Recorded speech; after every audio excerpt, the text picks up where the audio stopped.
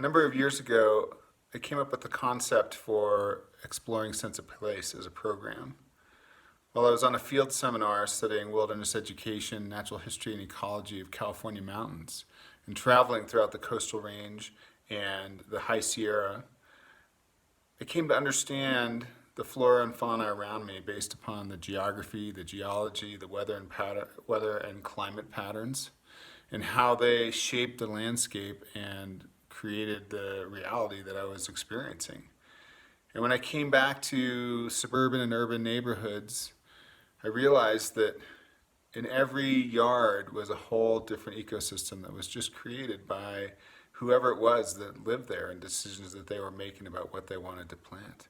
And how at a certain level it's so confusing for animals, certainly that live in that ecosystem, but also humans as well, as we've evolved over thousands and thousands of years to be connected to place and understanding how systems work within a given ecosystem.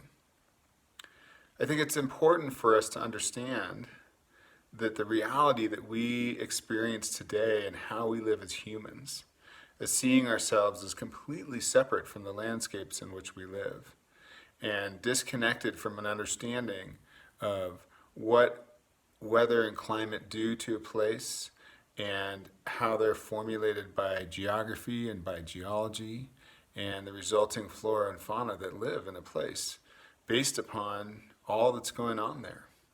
And that we are not really wired to live that way. We're not really evolved as humans to live in separation from place, in separation from the natural environment around us, nor to actually see ourselves as separate from that reality and separate from that level of connection. And what we've come to find over the years is that we are making choices in the way that we live and how we structure our economies, how we structure our social networks, our travel, even the basics of our food, have profound impacts upon the places in which we live, both on local ecologies of place, but also on the larger scale of looking at what happens throughout our planet. And so there's never been a time that's been more important for us to find ways to connect, to reconnect to environments that sustain us, that support us, in which we live.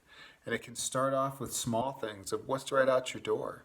It doesn't have to be going out into the larger world and getting into wilderness areas or doing multi-day backpack trips or river trips or things like that. But just taking in, who are the migratory birds that are coming through my area? What sort of change do I see in plant life in terms of when leaves change, in terms of what grows where, looking at north-facing, south-facing slopes, all sorts of possibilities out there. And you'll find that one thing leads to the next, and that as you uncover these small interactions within your ecosystem, they emerge into understanding deeper connections that happen throughout time.